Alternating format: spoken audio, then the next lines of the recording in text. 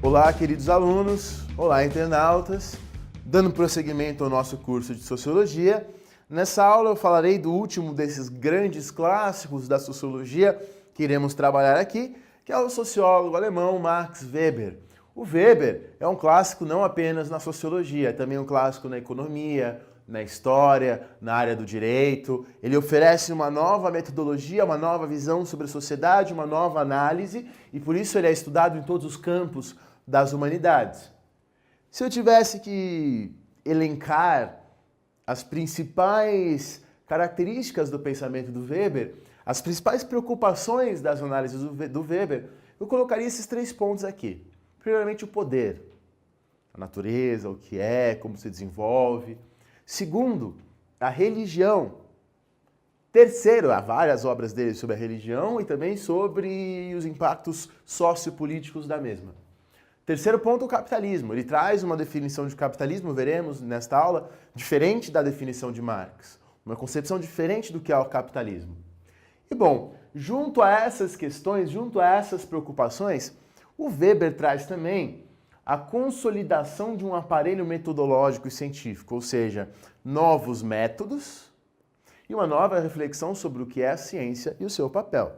Começando por um ponto. Nós, nas últimas aulas, temos discutido a seguinte questão, que é a questão da imparcialidade e da relação do sociólogo com seu objeto de estudo. Nós vimos que para Durkheim e Comte, a sociologia deve ser uma espécie de física social que estuda a natureza que estuda a sociedade como o físico estuda a natureza. Então, é uma objetividade total. Como será que o Weber pensa essa questão? Então, o Weber fala em neutralidade valorativa. Ou seja, como conversamos nos vídeos de Durkheim, ele admite que a neutralidade total é impossível, que não há como o sociólogo estudar a sociedade como o físico estuda a natureza, já que o sociólogo está inserido na sociedade. A própria escolha de um determinado objeto de análise ao invés de outro já é algo parcial. Entretanto, o Weber é claro, ele vai dizer, isso não significa, a inexistência da neutralidade não pode ser desculpa para que a ciência seja submetido aos interesses partidários ou pessoais. Então ele coloca a neutralidade como uma coisa a se buscar, evidentemente sabendo os seus limites, que são bem claros, e segundo, a ciência não pode se submeter à política. Não pode se submeter. Então ele estabelecia assim uma rigorosa fronteira entre o que é o saber científico e entre o que é a questão política, entre o homem do saber, o cientista, e o homem da ação, o político. Ele estabelece uma fronteira muito rigorosa.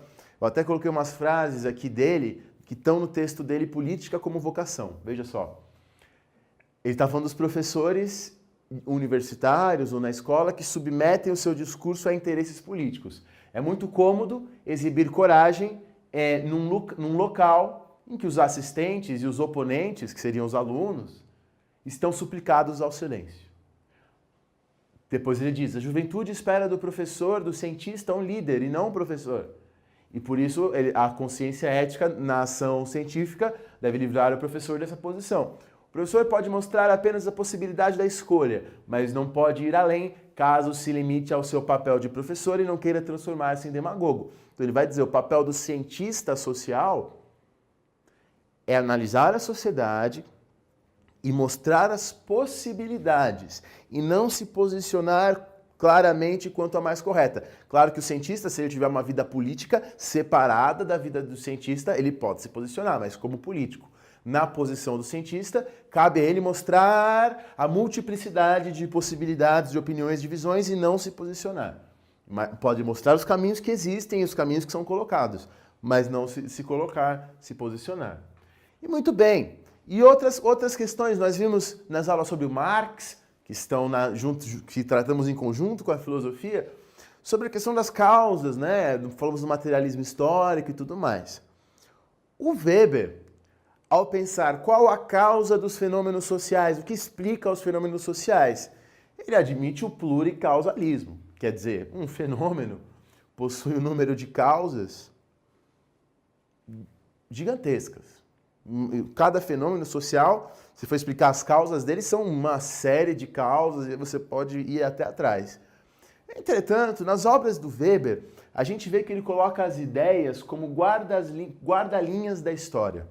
Quer dizer, ele não acredita que as ideias determinam a história, mas que elas seriam, vamos dizer assim, aquilo que condiciona o momento. Apesar de um momento ser explicado por vários fatores, as ideias aparecem ali como uma questão essencial na visão weberiana, na análise weberiana, como veremos.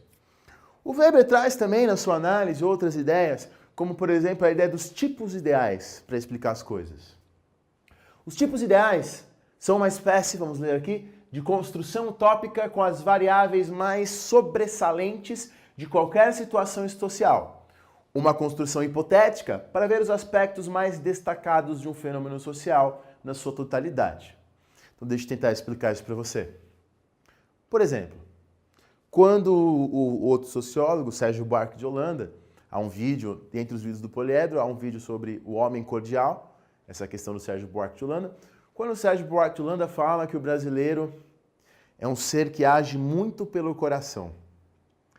Ele não está falando de um brasileiro em específico. E ele nem está falando também que todos os brasileiros são assim. Não. O que ele está falando é que se você pega a sociedade brasileira como um todo, sobressai, isso não é generalizar, sobressai esta atitude de agir mais pelo coração do que pela razão em situações em que isso não deveria ser feito. Mais pela emoção do que pela razão em situações que não deveriam ser assim. Isso é um tipo ideal, e ele vai chamar o brasileiro de homem cordial. Isso é um tipo ideal. Você pega uma questão que sobressai na sociedade brasileira e fala, ó, o brasileiro é o homem cordial, para explicar. Ou, por exemplo, como veremos nesse vídeo ainda mais adiante, quando ele fala que existe uma forma de poder político chamado de poder carismático, que é aquele político cuja legitimidade vem do carisma, que às vezes pode ser uma questão até mágica ou uma questão puramente demagógica. Quando ele fala disso, ele não está pensando num político em particular, ele está pensando numa forma que existe em várias sociedades e que não existe de maneira pura, quer dizer, não existe um político totalmente carismático, igual o Weber falou, não. Mas se você pega vários locais, parece que isso se sobressai. Isso é o chamado tipo ideal. É uma forma de explicar a sociedade. Você faz tipos que não existem na realidade, mas que agregam, que sobressai de determinada sociedade. Isso é um método de análise.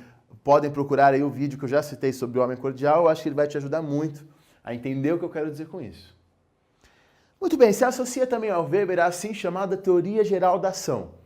Evidentemente, hoje, alguns sociólogos weberianos mostram como isso foi muito mal entendido, associado a uma tradição sociológica que é o funcionalismo, mas como a gente está aqui focado na questão do vestibular, vamos tentar entender o que é isso. A ação social seria, como o próprio nome diz, uma ação praticada em sociedade, ou seja, uma ação que você faz e leva em conta os outros, e há uma interação com os outros, com o meio social. E aí se fala em três tipos de ação: a racional, a afetiva e a tradicional. Segundo esta teoria geral da ação, a nossa ação, as nossas ações dentro da sociedade obedeceriam a esses três padrões. É claro, lembre-se do que eu acabei de falar do tipo ideal, que não existe alguém que faça uma ação totalmente racional, nem uma ação totalmente afetiva, nem uma ação totalmente tradicional. São tipos, para a gente tentar entender o que acontece. Claro que na prática tudo se mistura e tudo mais. Então vou pegar um exemplo. Eu vou comprar uma televisão. Se isso for uma ação social racional, é uma ação que se liga à sociedade. Se isso for uma ação racional, eu vou comprar a televisão pensando no quê? Fazendo a contabilidade dos gastos, do benefício, do custo, da qualidade, absolutamente racional. Se fosse uma ação social afetiva, essa tão brasileira, então eu vou comprar uma televisão porque eu gostei, achei o vendedor uma pessoa muito legal. Então eu não estou agindo pela razão, não estou fazendo um balanço da minha ação. Estou agindo pelo coração, digamos assim. Estou agindo de maneira afetiva. E o que seria uma ação tradicional? Seria, vamos pegar então, eu vou comprar uma televisão, eu vou comprar a marca X ou Y, porque eu sempre comprei essa marca, porque eu estou acostumado, porque eu não quero mudar. Isso é uma ação tradicional, baseada na tradição. Então o que move as ações? A razão, ou o sentimento, digamos assim, ou a tradição? Então, feitas essas considerações iniciais, vou falar de algumas coisas mais específicas do Weber. O Weber tem um livro que alguns consideram um dos maiores do século XX, que é o livro A Ética Protestante e o Espírito do Capitalismo. Nos vestibulares isso aparece bastante. Esse livro explica o quê? O que é o capitalismo, como esse capitalismo se formou e por que ele surgiu, aonde ele surgiu. Quer dizer, o Weber parte da seguinte constatação: Estados Unidos, Inglaterra, Holanda, ou seja, os países onde o capitalismo surgiu pela primeira vez, eram todos países protestantes, e protestantes calvinistas. E mais, o capitalismo não surgiu nas partes mais ricas do mundo. As partes mais ricas do mundo, no século XVII e XVIII, eram a China, eram a Índia. Por que o capitalismo não surge lá? E sim na Inglaterra, na Holanda, depois nos Estados Unidos. E aí ele fará uma relação forte entre o protestantismo e o capitalismo. Então vamos ver. A constatação que ele parte justamente é isso. O capitalismo surge em áreas que não são as mais ricas do mundo e que são todas protestantes calvinistas. Então será que há uma relação entre as duas coisas? Então o Max Weber vai explicar três coisas. Nós vamos ver e eu vou dividir a explicação desse livro em três partes. Primeiro, Weber explicará o que é o capitalismo. Segundo, como esse capitalismo se formou, o que ele tem a ver com a ética capitalista. Terceiro, porque os países protestantes da linha calvinista tinham as condições para a formação do capitalismo. Por que é nesses países que se forma esse capitalismo? O Weber vai colocar num dos capítulos do livro, ele vai explicar por que o luteranismo não é adaptável ao capitalismo e não ao calvinismo. Não vou entrar nesse detalhamento, porque isso já vai além do vestibular, mas eu deixo para vocês lerem quando vocês forem ler a obra. Então, vamos entender isso, uma coisa de cada vez então. Primeiramente, antes de explicar o que é o capitalismo, o Weber, para combater os sensos comuns, explica o que não é o capitalismo. Capitalismo não é sinônimo de ambição ou cobiça. Por quê? Porque a ambição e a cobiça existiram em todas as sociedades humanas, né? Em outras épocas, onde não havia capitalismo, havia ambição, havia cobiça. Isso é verificável, não que existiu em todas as sociedades, talvez tenha me expressado mal, mas o que eu quero dizer é que existiam em outras épocas em que não éramos capitalistas. Segunda coisa, capitalismo não é sinônimo de dinheiro. Há muitas sociedades que não são capitalistas e que têm dinheiro. E mais, ao contrário do que o nome pode sugerir, capitalismo não é sinônimo de capital. O que é capital? Capital, resumidamente, é o dinheiro que você investe para gerar mais dinheiro. É o dinheiro que você usa para multiplicá-lo, né? Que até associam a loba de Dante, aquela que quanto mais come, mais sente fome. Isso também não é do capitalismo. Existiu capital em outras épocas também. Ora, Daniel, se o capitalismo não é essas coisas, se tudo isso aqui existiu em outras épocas, o que é então o capitalismo? Para Weber, e é importante dizer que é diferente do Marx, que vocês estão mais acostumados, para Weber o capitalismo é uma forma universal de modernização e racionalização do mundo. O capitalismo envolve a busca por lucro, envolve o investimento de capital, sim, mas de uma forma diferente das outras épocas. Quer dizer, é só no capitalismo que os capitalistas, os empresários e tudo mais, passam a buscar o lucro de maneira permanente e renovada. Eles adquirem a percepção de que se eles pararem de buscar o lucro, eles irão falir. Isso é do capitalismo. Uma ação minuciosamente calculada, quer dizer, eles vão buscar esse lucro sempre, e sem ele eles têm a percepção de que a empresa pode falir, e eles vão fazer isso utilizando recursos humanos, serviços pessoais, balanços da empresa, trocas, o cálculo, que é muito importante. Então esse cálculo, o balanço da empresa, isso é específico do capitalismo. O desenvolvimento de títulos negociáveis. Então quer dizer, a questão de você dividir o capital em ações, às vezes, a especulação a respeito do futuro desta empresa, se ela vai crescer ou não vai crescer, esse planejamento, a busca por aumentar a eficiência e a produtividade. Você crer que não só o lucro, mas a eficiência e a produtividade se aumentarem são fundamentais para a empresa. Tudo isso é uma atitude, uma forma de buscar o lucro, de investir o capital do capitalismo. Então isso é o capitalismo para Weber. que eu resumo nessas palavras. Para isso acontecer, para o capitalismo existir, é preciso que exista uma ciência moderna que vai oferecer a contabilidade, os balanços e tudo isso, o reinvestimento, o aumento da eficiência. É preciso que exista uma contabilidade exata. Então é preciso que haja um balanço eficiente, uma mão de obra livre, já que a mão de obra escrava seria menos eficiente e não daria para repor e tudo mais. A organização racional do trabalho, a separação entre a empresa e a moradia do empresário. Então aí é mesmo ter um lugar para produzir, um lugar para morar, como coisas diferentes. Não mais eu produzir na minha casa, como era no artesanato e às vezes na manufatura também. E a sociedade capitalista é dividida em classes sociais. Isso é muito importante, o pessoal confunde isso muito. Vou até tentar explicar isso melhor. Quando Weber fala em estratificação social, ele fala que existem 3 tipos de estratificação social. Existe para ele, em primeiro lugar, a sociedade de castas, que seria o exemplo clássico de alguns lugares da Índia, que ainda se organizam assim em castas.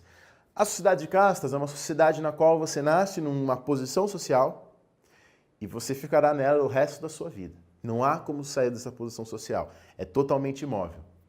Um segundo caso seria a sociedade de ordens. Caso clássico, a sociedade da Idade Moderna, absolutista, ou a sociedade feudal. Na sociedade de ordens, a mobilidade social também é muito pequena, mas até existe, às vezes por casamento, ou por você ganhar uma terra, seu desempenho na guerra e tudo mais. E na sociedade de ordens, na sociedade feudal, a sua posição social depende dos seus privilégios. Então, na Idade Moderna, acontecia de, às vezes, o nobre ter menos dinheiro que o burguês, ser mais pobre que o burguês. Só que o nobre está socialmente acima do burguês, porque ele tem títulos, privilégios. Então, a sociedade de castas se organiza por nascimento, a sociedade de ordens se organiza por privilégios juridicamente estabelecidos e a sociedade de classes, que é a capitalista, sua posição social depende da sua posição no mercado, do dinheiro e tudo mais. Então, é essa a sociedade capitalista. E essas são as condições. E muito bem, e aí ele vai colocar, a ciência faz parte do capitalismo, e o desenvolvimento da ciência faz parte de um processo que ele vai chamar de desencantamento do mundo. Por quê? Vamos supor que existe uma cidade hoje, vamos pensar assim, uma cidade 5.000 anos atrás, que está sem água, está faltando água. Os habitantes dessa cidade 5.000 anos atrás vão fazer rituais, rezas, danças, para chover. Hoje se faz muito menos isso, quase nada, porque a ciência nos permite prever o futuro, digamos assim. Fazer previsões sobre como fazer, o que acontecer, por que existe a chuva e tudo mais. Com isso, nós temos uma exatidão metodológica do que é a chuva. Por outro lado, nós desencantamos a nossa visão da natureza. A ciência promove isso, o desencantamento do mundo. Deixamos de ver as coisas todas como encantadas. Weber diz sobre a ciência. A ciência é uma vocação organizada em disciplinas especiais ao serviço de uma autoclarificação e de um conhecimento de fatos interrelacionados. Não é, aí ele distingue ciência de religião, não é o dom da graça de adivinhos e profetas que dispensam valores sagrados e revelações. Nem sequer corresponde a contemplações de sábios e filósofos sobre o sentido do universo. Então ele também distingue ciência da filosofia, né? Da filosofia. Então ele coloca isso. Muito importante você saber, o Max Weber não comunga com visões teleológicas das sociedades humanas, ou seja, ele não crê, como outros acreditavam, que nós estamos vivendo num permanente progresso, numa escadinha em rumo a uma sociedade perfeita. Ele não tinha essa visão de progresso, né? Não tinha essa visão de progresso. Então, entendido o que é o capitalismo, você me pergunta, Daniel, entendi o que é o capitalismo, mas como ele surgiu? O Weber vai falar que surgiu por vários fatores. Às vezes as pessoas ignoram esse momento do texto que o Weber diz. Existiu por vários fatores, eu vou explicar um deles. É isso que o Weber faz. Por uma série de fatores. Um deles seria um espírito capitalista, digamos assim. uma conduta racional prática, uma ética capitalista, uma tendência para desenvolver o espírito, a racionalidade econômica capitalista. Então ele vai dizer que essa coisa no plano das ideias, as ideias capitalistas são um dos fatores que geram capitalismo. Professor, que ideias? Como assim? Então nós vamos agora ler um texto, um texto clássico de Benjamin Franklin, que resume o que é esse espírito capitalista, essa ethos, essa ética capitalista. Vejamos. Lembra-te que o tempo é dinheiro. Para aquele que pode gastar 10 shillings por dia pelo seu trabalho e vai passear, ou fica ocioso metade do dia, apesar de não gastar mais que 6 pence em sua vadiagem, não deve ser computada apenas essa despesa. Ele gastou, ou melhor, jogou fora mais 5 shillings. Lembra-se que o crédito é dinheiro. Se o homem deixa o seu dinheiro em minhas mãos por mais tempo que o devido, está me dando os juros. Lembra-te que o dinheiro é de natureza prolífica e geradora. O dinheiro pode gerar dinheiro e seu produto gerar mais e assim por diante. Aquele que mata uma coroa destrói tudo aquilo que ela poderia ter produzido. Lembra-te que o bom pagador é dono da bolsa alheia. Aquele que é conhecido por pagar exata e pontualmente na data prometida pode, a qualquer momento e em qualquer ocasião, levantar todo o dinheiro de que seus amigos possam dispor. As menores ações que possam afetar o crédito de um homem devem ser levadas em conta. O som de seu martelo às 5 da manhã ou às 8 da noite, ouvido por um credor, te o tornará favorável por mais 6 meses. Mas se te vir à mesa de bilhar ou ouvir tua voz na taverna quando deverias estar no trabalho, cobrará o dinheiro dele no dia seguinte. Não te permitas pensar que tens de fato tudo o que possuis e viver de acordo com isso. Para evitá-lo, mantém por algum tempo uma contabilidade exata de tuas despesas e de tuas receitas. Mesmo pequenas e insignificantes despesas se acumulam em grandes somas. Aquele que gasta 1 groat por dia, inutilmente desperdiça mais de 6 libras por ano. Texto clássico, então, de Benjamin Franklin, que resume o que é a ética capitalista. O que você nota por esse texto? Primeiramente, tempo é dinheiro. Tempo é dinheiro. Então eu não posso ficar parado à vadiagem, como ele diz no texto. O ócio é uma coisa ruim. Se na antiguidade, se na Idade Média, o ócio era visto como uma coisa boa, você não trabalhar é um momento bom, porque aí você exerce sua criatividade e tudo mais, aqui a ociosidade é vista como uma coisa ruim. Alguns dizem até que é daí que vem você se sentir mal por não estar trabalhando. Então, primeira coisa, associa-se o tempo a dinheiro. Que mais? Ora, ele está colocando também que você deve ser uma pessoa boa e trabalhadora, tratar bem os outros, pagar suas contas em dia, não porque essas ações são boas, mas porque isso vai te ajudar a fazer com que os outros emprestem mais dinheiro para você. Perceba, é uma ética altamente utilitarista. Você não deve ser bom porque é bom ser bom, como diria o Kant, que tem aulas anteriores. Não, você deve ser bom porque isso vai te dar mais dinheiro. Mais pessoas vão emprestar dinheiro e essas coisas. Perceba isso. E mais, ele está dizendo aqui como se a pobreza e não trabalhar fosse um pecado mesmo. E é isso que o Benjamin Franklin acreditava, que era um pecado não trabalhar e que era você querer a pobreza era um pecado. Ele está dizendo, nunca permita a você mesmo acreditar que você tem todo o dinheiro que você precisa. Nunca. Sempre busque mais e mais e mais e o que você ganhar dinheiro você reinvesta mais. Isso é uma atitude que o Weber vai dizer que é a atitude capitalista, e que esse tipo de atitude gera o capitalismo. Esse tipo de mentalidade gera o capitalismo. É um utilitarismo ético, então a ética eu só sou bom porque isso me dá dinheiro. O indivíduo sente que reinvestir o seu dinheiro é uma obrigação pessoal e que o trabalho é como se fosse uma vocação do ser humano, que não trabalhar é uma coisa ruim. Veja que isso é o contrário do que diziam os gregos. E muito bem, essa ética capitalista esteve presente nos países protestantes capitalistas, especialmente ao longo dos Estados Unidos e da Inglaterra, que ele trabalha bastante, que ele cita bastante. Então veja só, essa ética capitalista gerou o capitalismo. E onde surgiu essa ética capitalista? A origem dessa ética capitalista é a ética puritana calvinista. Aí que ele faz a relação entre puritanismo e calvinismo. Por quê? Para os puritanos calvinistas, você busca nas aulas de história essa questão, só vou expor rapidamente.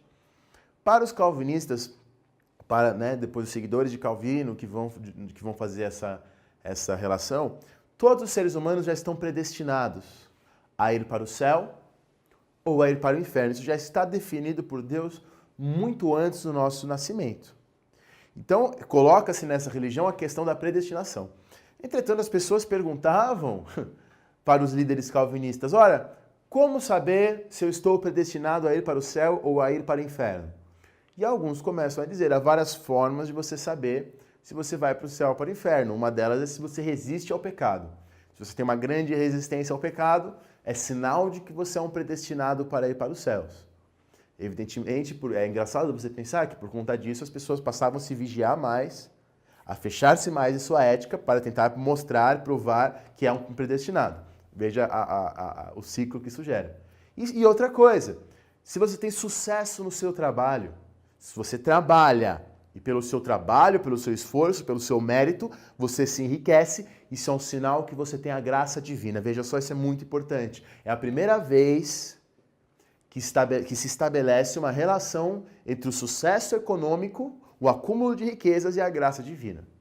Então não é mais, abandona-se aquela ideia de que alguns defenderam em determinados momentos, de que Deus quer você pobre, de que Deus, se você for pobre e viver uma vida simples, isso pode ser bom para com Deus. Não. Se estabelece uma relação entre a riqueza e a graça divina.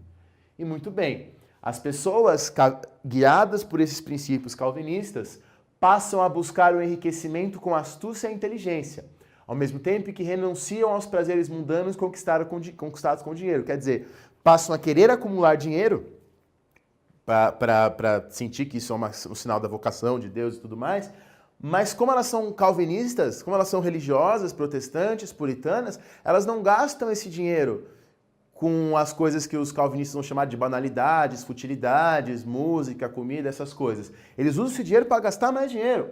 Um trabalho diário e metódico, para ganhar mais dinheiro, né? Usam o dinheiro para ganhar mais dinheiro. Trabalho diário e metódico como um dever religioso. O trabalho diário e metódico como a melhor forma de louvar a Deus, seguindo a sua vocação. A falta de vontade de trabalhar, para eles, é um sinal da falta de graça divina, surgindo um sentimento de culpa por desperdiçar um tempo e não trabalhar nesse tempo. Então, na visão weberiana, se traz e tudo isso com a ética calvinista. Que mais que a ética calvinista traz? A ideia de que o sucesso no trabalho é um sinal de que você é um predestinado. O homem preferido de Deus, isso eu tirei diretamente do Weber, é o tipo ideal no capitalismo. O self-made man, o homem que se faz a si mesmo, o homem que pelo seu trabalho duro torna-se um rico empresário. Mas fique claro, qualquer forma de ostentação da riqueza ou gastos com luxo são desprezados pela ética calvinista. O resultado, olha que interessante, da combinação entre liberação absoluta das atividades em busca de riqueza, não há mais condenação ao enriquecimento, como havia em alguns lugares católicos. Ligado à limitação do consumo, gera um grande acúmulo de capital. Tais valores, com o tempo, permaneceram e se desligaram da religião. Então, a tese do Max Weber é que esses valores eram religiosos, só que eles entram na cultura desses países de forma que os valores continuam mesmo que a pessoa não seja religiosa. E esses valores geram capitalismo. E essa é a tese do Weber. Veja que é uma tese diferente daquilo que se acostuma, muito interessante, muito utilizada e muito debatida. Isso é o que eu queria falar para vocês da ética protestante do espírito do capitalismo, esse texto que aparece tanto no vestibular. Agora eu queria falar de um outro texto do Weber, eu já falei dele um pouquinho, vou retomar ele agora, que é um texto que no Brasil é lançado, na verdade, junto. As edições brasileiras lançam dois textos juntos, que é Ciência e Política, Duas Vocações. Então, recomendo como leitura esse texto, Ciência e Política, Duas Vocações. O Weber começa esse texto com a seguinte questão: o que é o Estado? Então, veja, ele perguntou o que é o capitalismo já, agora ele pergunta o que é o Estado. Ele definiu o capitalismo. Como é que Weber define Estado? O Weber vai dizer, o Estado tem várias atribuições. O Estado faz várias coisas. O Estado cobra impostos, o Estado baixa leis, o Estado se liga a uma ideia de nação e tudo mais. Entretanto, se o Estado faz várias coisas, qual dessas coisas só o Estado faz? Se quisermos definir o Estado, temos que pegar uma das suas várias características que lhe seja específica, ou seja, só o Estado tem. E Weber vai fazer a definição clássica de Estado. O Estado é o detentor do monopólio da violência. Como assim? Numa sociedade, o Estado é o único que pode cometer violência de forma legítima, pela sua polícia, pela sua prisão, pelas suas leis e tudo mais.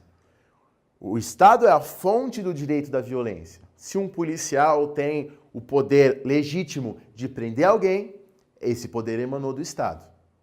Isso é a definição do Estado. E mais, o Weber diz, se o Estado perde esse monopólio da violência, se quer dizer, se outros grupos, outras pessoas podem também exercer a violência legitimamente, de forma legítima, a gente destrói o Estado e chega na anarquia. A anarquia é quando o Estado perde esse monopólio da violência.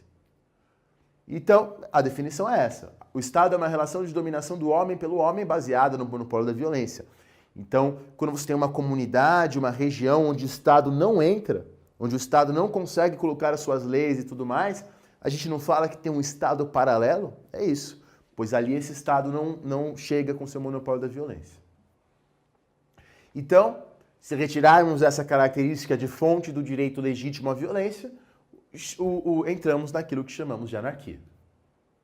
Mas aí vem aquela questão que você deve estar se perguntando.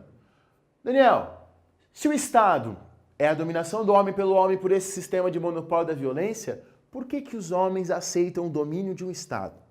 Por que em determinadas épocas os seres humanos aceitaram o domínio de uma monarquia autoritária, absolutista, de um Estado teocrático?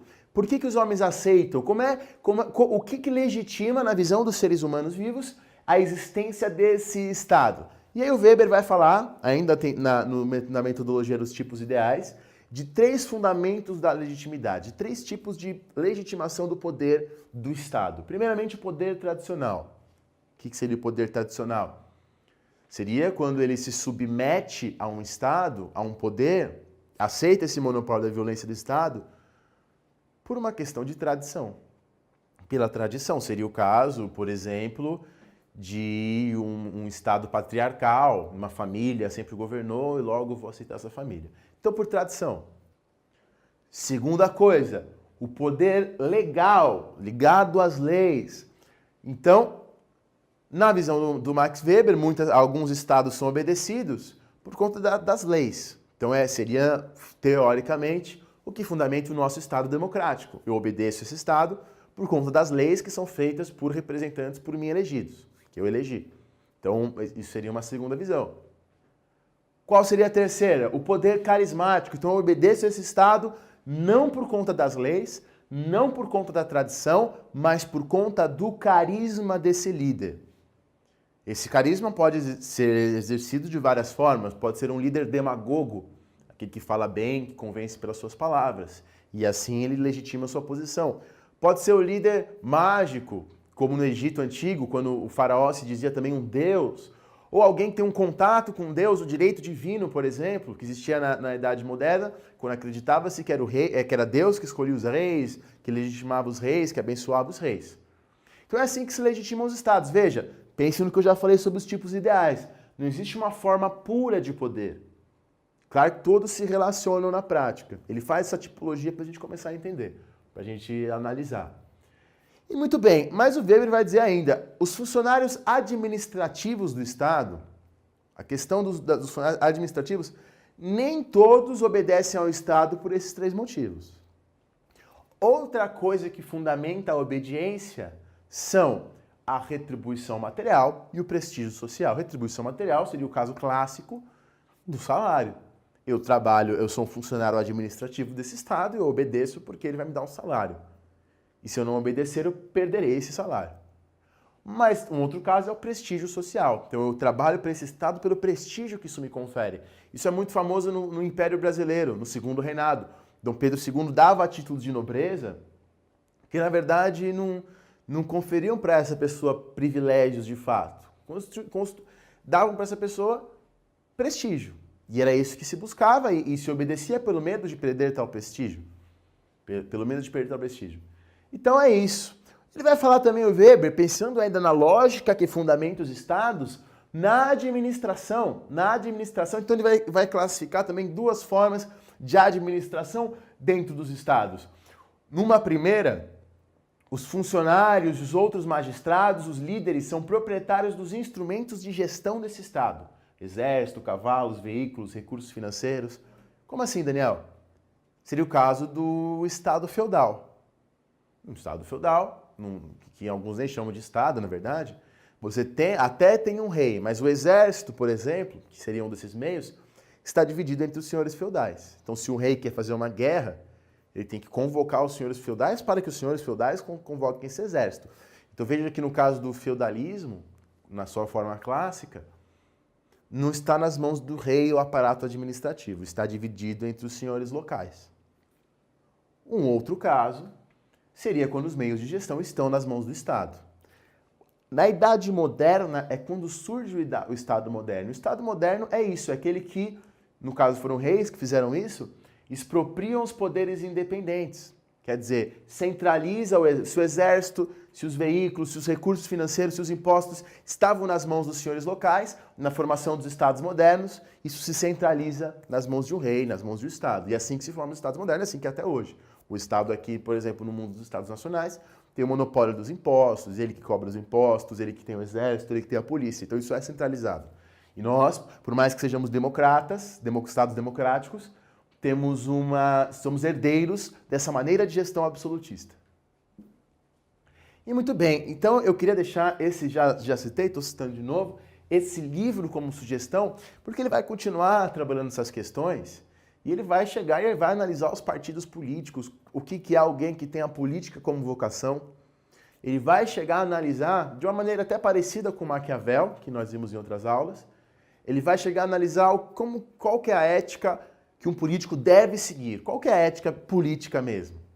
E aí eu deixo como sugestão, não é grande, é pequeno e é muito interessante. Vamos agora então rememorar um pouquinho o que vimos nessa aula.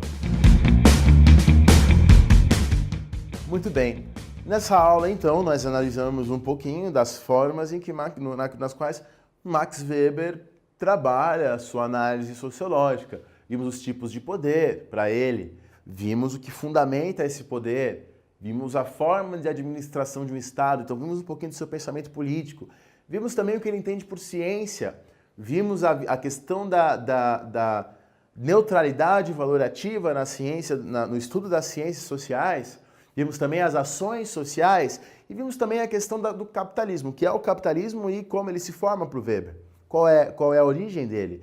E nisso tudo ele traz análises originais e formas originais de pensar a sociedade, influentes até hoje nos atuais sociólogos. Espero que essa aula tenha contribuído para o seu entendimento do assunto. Um grande abraço.